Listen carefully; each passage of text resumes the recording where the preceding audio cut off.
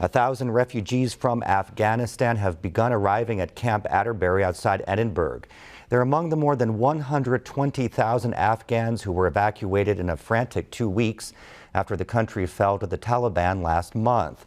It will be the final vetting process for the refugees in the U.S. General Dale Lyles, head of the Indiana National Guard, says the state is bringing resources and personnel from outside Indiana to meet the needs at the camp. I do believe that folks will fall in love with Indiana as much as we have.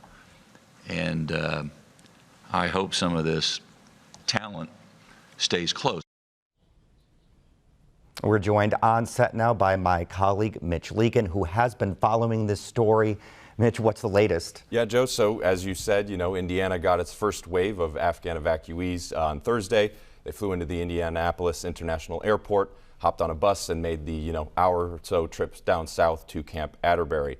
We don't have firm numbers, but Indiana officials had said they were expecting about 1,000 people to come through. Camp Atterbury has a space for about double that, 2,500.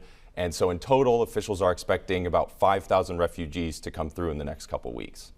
Senator Mike Braun tweeted earlier this week his concerns with the vetting process and keeping Hoosiers safe. What can you tell me about that? Yeah, so the head of the Indiana National Guard has said that the kind of perceived safety risk with these people really should all be eliminated because of the vetting process that they're going through. The people at Camp Atterbury right now, they're going to quarantine for 14 days, and they're going to get vetted for the fourth and final time. They had to get security checks just to get on the planes in Afghanistan to get out of there. They got checked again in holding areas in Europe or the Middle East. And then they got checked again when they arrived in the United States and are undergoing that fourth and final security analysis. So the officials say that we know who these people are. There's not reason to be concerned. And so, Columbus Mayor Jim Linnop, about 20 minutes south, he's said, kind of similar to Governor Holcomb, he's hoping these people stick around once they get cleared.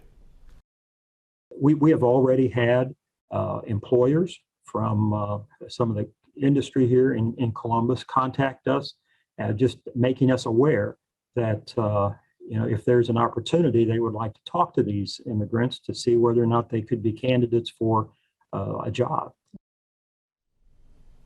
Governor Holcomb has stressed this would be a temporary home for these people. How long will they stay? So the final vetting process is going to take the next couple weeks, like we kind of talked about.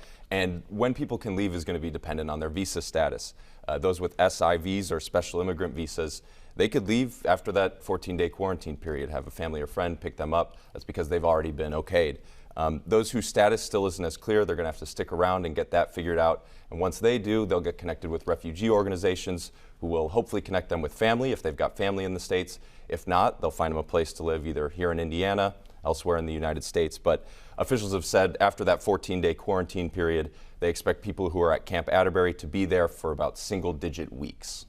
All right, Mitch, thank you very much. Appreciate it. Thank you, Joe.